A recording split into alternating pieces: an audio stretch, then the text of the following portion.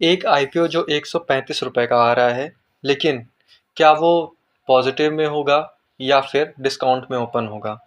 तो दोस्तों इसके बारे में तो हम नहीं कह सकते कुछ भी, लेकिन हाँ, हम उस आईपीओ का एनालिसिस ज़रूर कर सकते हैं। मैं बात कर रहा हूँ Amba auto sales and services की। तो दोस्तों आज हम इस आईपीओ का एनालिसिस करेंगे, नंबर्स, फैक्ट्स सभी चीज़ें एक साथ डिस्कस करेंगे। तो दोस्तों मेरा नाम है अमर मौर्य और मेरे चैनल का नाम है वेस्टोग्राम। तो चलिए दोस्तों सबसे पहले मैं कंपनी की बात कर लेता हूँ, कंपनी ओवरव्यू की। तो एक्चुअल में दोस्तों कंपनी करती क्या है? तो दोस्तों मैं कंपनी की वेबसाइट्स पे हूँ।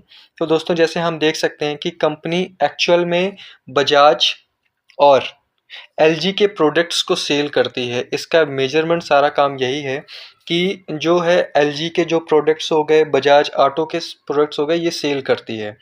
कंपनी जो शुरू हुई थी दोस्तों 2005 में स्टार्ट हुई थी और इसके अभी तक अगर हम देखें दोस्तों तो इसके 29 शोरूम्स और 18 सर्विस सेंटर हैं।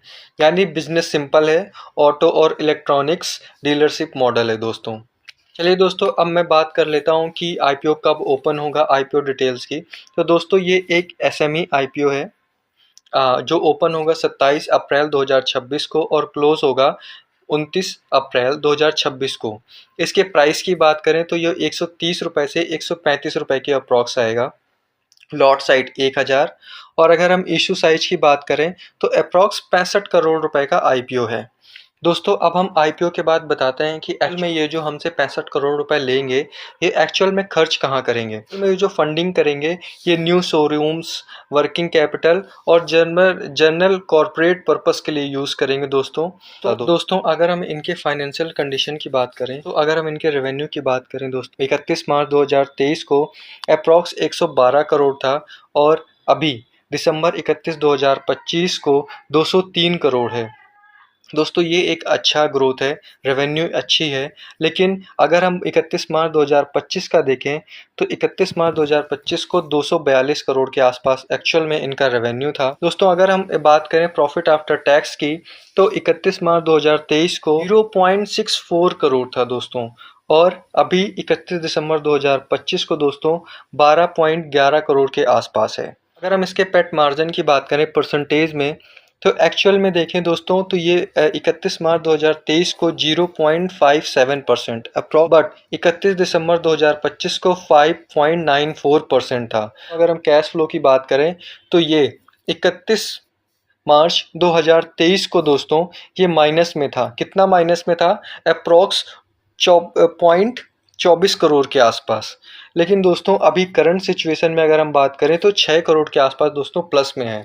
बट दोस्तों प्रॉब्लम की बात यह है कि पिछले 3 फाइनेंशियल कंडीशन में इनके कैश फ्लो लगातार माइनस में है। मार्जिन थोड़े से स्लो हैं, बट एक प्रॉब्लम और भी है, मार्जिन स्लो है बट कैश फ्लो भी माइनस में है। बट एक प्लस पॉइंट ये भी है दोस्तों कि इनका जो रेवेन्यू है, रेवेन्यू बहुत अच्छा है, रेवेन्यू ग्रोथ बहुत अच्छी है। तो हम एक तरह से रेवेन्यू प्लस पॉइंट और कैश फ्लो और प्रॉफिट आफ्टर मार्जिन ये एक थोड़ा सा वीक पॉइंट दिखता है। रिस्क फैक्टर की बात करें तो दोस्तों एक्चुअल में इनमें कुछ ही रिस्क हैं। सबसे पहले इनका रिस्क ये है कि इनके पास सिर्फ 2 ही बड़ी कंपनियां हैं, एक बजाज और एक एलजी। इनके सबसे बड़ा इनका सोर्स जो है इनकम का वो सिर्फ 2 ही कंपनियों पे डिपेंड करता है। यानी कि अगर पार्टनरशिप गई तो बिजनेस पे इम्पैक्ट होगा। दूसरा दोस्तों इनका मार्जिन जो ऑलरेडी हमने बताया है कि मार्जिन इनका बहुत कम है। ऑलरेडी अब जो अभी डिस्कस हुई है तो इनका मार्जिन अप्रॉक्स बहुत कम है। हमने फाइनेंशियल कंडीशन में बात करी। और दूसरा दोस्तों एक चीज़ ये भी है कि इन पे डेप्ट बहुत है। जिस हिसाब से इन्होंने दिया है सेकंड नंबर पे कि तो इन पे दोस्तों डेप्ट है अप्रॉक्स 55 करोड़ के आसपास दोस्तों डेप्ट है। और दोस्तों अगर हम इसमें लीगल प्रोसेसिंग की बात करें कि कोई लीगल प्रोसेस, कोई केस वगैरह चल रहा है, तो दोस्तों इन्होंने दिया है कि इनकी कंपनी के प्रमोटर्स एंड पार्टीज से कुछ लीगल प्रोसीडिंग चल रही है। दोस्तों ये लीगल प्रोसीडिंग के चार्ट मैंने आपको वीडियो में दिख रहा होगा, आप चाहें तो देख सकते हैं। हम इसके प्रमोटर्स की बात करें तो ये रही इनके प्रमोटर्स की लिस्ट में अगर हम देखें तो दोस्तों अप्रॉक्स सारे लोहिया फैमिली ही हैं और इनकी होल्डिंग पहले से ही 96% है दोस्तों। परसेंट है मतलब एक पॉजिटिव सिग्नल है कि 96% इन्होंने अपनी प्रमोटर्स होल्डिंग इस कंपनी में बना के रखी है। तो दोस्तों ये एक प्लस पॉइंट है। दोस्तों अब हम बात कर लेते हैं कि जीएमपी और लिस्टिंग कि अभी ये आईपीओ शुरू नहीं है दोस्तों। और जब भी आप आईपीओ लगाएं इस पे हमेशा ध्यान रखें इसके एडवांटेज और डिसएडवांटेज को। अगर शॉर्ट टर्म में बोलें तो अगर आप लिस्टिंग गेन को थोड़ा सा अवॉइड सेफ खेलना चाहते हैं तो सेफ रहें।